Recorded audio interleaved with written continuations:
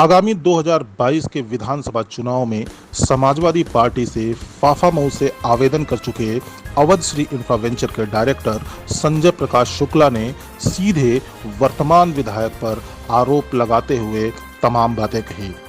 आरंभ न्यूज से बात करते हुए संजय प्रकाश ने सीधे कहा कि फाफामऊ की जनता अभी भी शिक्षा, चिकित्सा और रोजगार को लेकर बहुत पीछे है। वो 2022 में जनता के सामने उम्मीदवार बनकर आ रहे हैं और इस उम्मीद के साथ आ रहे हैं कि वो जीत कर जनता के बीच में आएंगे और जो भी तमाम तरह की ये रोजगार और विकास की बातें हैं और जो भी जनता अभी तक इससे मरहूम है वो इन सब चीज़ों को जनता के बीच ले जाएंगे, जनता की समस्याओं को दूर करेंगे और विकास की गंगा बहाएंगे। आरंभ न्यूज से खास बातचीत में संजय प्रकाश जी ने क्या कहा, आइए सुनते हैं।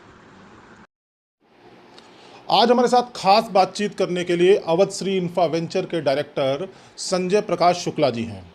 संजय जी से हम जानेंगे कि अभी जो यूपी में कानून आया है, जनसंख्या कानून आया है, इस पर इनके विचार क्या हैं और आगामी 2022 में ये तैयारी भी कर रहे हैं समाजवादी पार्टी से इलेक्शन लड़ने के लिए, उस पर इनकी रणनीति क्या है, क्षेत्र में अभी कौन कौन से ऐसे मुद्दे हैं जिन पर अभी विकास नहीं हो पाया है और आगे जब ये जनप्रतिनिधि के रूप में सामने आएंगे तो कौन से मुद्दों को प्रमुखता से उठाएंगे, उनकी प्राथमिकताएं क्या होंगी, जो अभी जनता वहाँ की उससे मरहूम है, वो चीज़ें उनको नहीं मिल पा रही। इन तमाम बातों पर हम संजय जी से उनकी राय जानेंगे कि वो क्या बताते हैं। संजय जी, आपसे सबसे पहले तो हम ये जानना चाहेंगे, 2022 का चुनाव नज़दीक आ रहा है, 4.5 साल लगभग कंप्लीट होने को है। अब आपने तैयारी भी कर रहे हैं आप इलेक्शन लड़ने के लिए, तो आप किस क्षेत्र से लड़ना चाहते हैं? देखिए, मैं तो हमारा तो आवास फाफेमऊ विधानसभा में पड़ता है। समाजवादी का मैं सक्रिय सदस्य हूँ और कोशिश भी यही करता हूँ कि हमारे यहाँ जितनी भी सुविधाएं मिल सकें अपने से देने का प्रयास करते हैं। बाकी रही बात सरकार का, सरकार की रवैया तो आप देख ही रहे हैं किस तरह से ढुलमुल रवैया के साथ चल रही है सरकार। इसमें बहुत विषय कई ऐसे हैं जिस पे बात करना हम उचित नहीं समझते हैं। चुनाव का ही ले लीजिए, चुनाव में नामांकन तक लोगों को नहीं किया गया, या तो प्रस्तावक को हटा दिया गया या सामने से जिसको चुनाव लड़ना है उसी को हटा दिया गया। तो ये तो आपकी कानून व्यवस्था है, इससे अधिक और क्या कहें कानून पे। जनसंख्या वृद्धि कोई भाजपा की देन नहीं है। जनसंख्या कानून तो 1950 में ही लागू कर दिया गया था और 1950 से 1980 तक ये निरंतर चलता रहा। भारत पहले देश में पहली श्रेणी में आया जिसने जनसंख्या पे काबू पाने का प्रयास किया, लेकिन काबू हो कहाँ पाया। इसका सख्ती से पालन हो, ये कानून नियम तौर पे लगे और सख्ती से अगर इसके साथ सभी के साथ लागू किया जाए तभी सफलता मिल सकती है। जनसंख्या में वृद्धि विनाश का कारण है, जो प्रकृति के लिए विनाशकारी है। प्रकृति की ही पूरी व्यवस्थाएं को राजनीतिक पार्टियां इसका विरोध भी कर रही हैं जनसंख्या कानून न लाने के लिए, इसके पीछे उनकी क्या वजह हो सकती है? देखिए, हम राजनीतिक पहलू पे नहीं बात करेंगे, ये तो एक विषय है। विपक्ष बैठा है तो विपक्ष विरोध करेगा। जनसंख्या विकास के लिए सबसे उत्तम नियम होगा और जनसंख्या पे अगर हम किसी भी तरह की कोई विरोधाभास हम अपने से नहीं जाहिर कर सकते। जनसंख्या वृद्धि विकास के लिए बाधक है। अगर जनसंख्या में हर इंसान अपने आप को आ जाए उस कानून के अंतर्गत तो निश्चित तौर पे भारत का विकास होगा, भारत आगे बढ़ेगा। अच्छा संजय जी, अभी अगर फाफामऊ की बात करें, फाफामऊ विधानसभा में इस समय बीजेपी के वर्तमान विधायक हैं, 4.5 साल का उनका भी कार्यक्रम पूरा होने वाला है। शिक्षा, चिकित्सा और रोजगार, अगर इन 3 मुद्दों पे बात करें तो फाफामऊ को कहाँ पाते हैं आप? देखिए, विक्रमाजीत मौर्य जी भाजपा से विधायक हैं।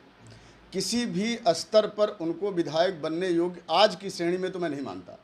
किसी भी तरह का कोई कार्य फाफामऊ विधानसभा में उन्होंने किया ही नहीं है।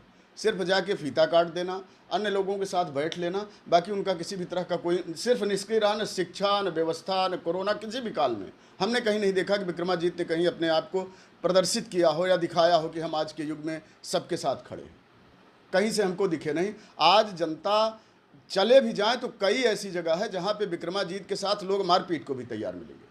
वो अपनी तमाम उपलब्धियां गिनाते हैं, चाहे वो भारतीय जनता पार्टी की सरकार ने, प्रदेश सरकार ने तमाम तरह की सड़क योजना बनाई है, राम वनगमन बन रहा है, इन सब चीज़ों को लेकर अपनी पीठ थपथपाने का काम भैया दिखना चाहिए ना, हम कह रहे हैं दिखना तो चाहिए।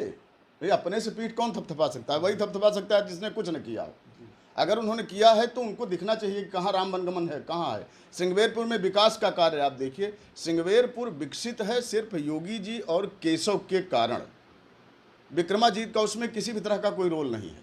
अच्छा, अगर फाफामऊ में विकास की बात करें तो अभी अगर आपको मौका मिला तो मौका आएगा तो ऐसे कौन से काम प्राथमिकता में हैं जो आप करना चाहेंगे जनता को? सबसे प्रथम कार्य हम अपने आप को उद्योग से जोड़ेंगे। हमारे यहाँ बेरोजगारी चरम सीमा पे है। हमारे यहाँ बहुत सारे लोग भूखमरी के कगार पे हैं, जिनको किसी भी दशा में कहीं से भी कोई रोजगार मुहैया करा देना ही सबसे महत्वपूर्ण विषय है। अपाहिज को आप ये मत मानिए कि वो अपाहिज है, आप उसकी सेवा कीजिए, प्रभुजन मानिए उसको, वो भी भगवान का दिया हुआ एक व्यक्ति है। आप स्वतः सेवा कीजिए, आपके पास जो स्थितियां हैं आप उनको प्रोवाइड कराइए अपने से, सरकार की तरफ मत जाइए। हमारे आने पे स्वास्थ्य, शिक्षा, स्वास्थ्य जितनी भी चीज़ें होंगी आने वाला समय बता देगा, अगर मैं चुना जाता हूं तो। शिक्षा को लेकर कुछ बात की जाए, शिक्षा को बढ़ावा देने के लिए कुछ अच्छे स्कूल वहाँ खोलने चाहिए जहाँ पर बच्चे आकर पढ़ सके और अपने भविष्य को बना सके। बिल्कुल, हमारे यहाँ पुराने शिक्षा के जो Anapur IKM inter college Anapur है, पूरब नारा है, कल्याणपुर में है, बहुत सारे विद्यालय हैं। आजकल तो जो नए विद्यालय आए हैं पांडे जी, वो तो टोटल व्यापारिक हैं। भाई जितने भी शिक्षा जगत के बड़े बड़े उद्योग लोगों ने खोल रखा है, ऐसे विश्वविद्यालयों को मैं उदाहरण दे सकता हूँ जो सिर्फ व्यापारिक हैं। 2 साल से तो वैसे बच्चे नहीं गए हैं किसी भी विद्यालय में, कोरोना काल की वजह से सब पूरी तरह से ध्वस्त हो गया है। उसमें भी आज की डेट में हर व्यक्ति फीस से लेके, खाने से लेके, पीने से लेके कितनी बुरी दशा में है जनता, इसके विषय में कुछ कहा नहीं जा सकता है। एक संदेश क्या देना चाहते हैं जनता को? हम तो सिर्फ जनता को यही संदेश देना चाहते हैं कि स्वतः अपने आप कार्य करे, सभी लोगों को अपनी श्रेणी में मान के सेवा भाव करे। शिक्षा और स्वास्थ्य अपने से अगर देखेगा तो सबसे बेटर होगा, किसी दूसरे के सहारे से भला नहीं हो सकता। तो जिस तरीके से देखा, बड़ी बेबाकी से संजय जी ने अपने सारे जवाबों को दिया। उनका कहना है कि जिस तरीके से फाफामऊ में अभी चिकित्सा और शिक्षा को लेकर जो अभी पिछड़ापन है, अगर उनको जनप्रतिनिधि के रूप में जनता स्वीकार करती है तो इन सब मुद्दों पर विकास की बातें की जाएगी और जो भी संभव विकास होगा वो किया जाएगा। फिलहाल तैयारी अपनी पूरी जोरों पर लगा के रखे हैं और आने वाले समय में अगर मौका मिलता है तो निश्चित ही जनता की सेवा करने के लिए जो भी संभव प्रयास होंगे वो संजय जी करेंगे। कैमरामैन शिव कुमार मौर्य के साथ विवेक पांडे, हिंदी खबर, प्रयागराज।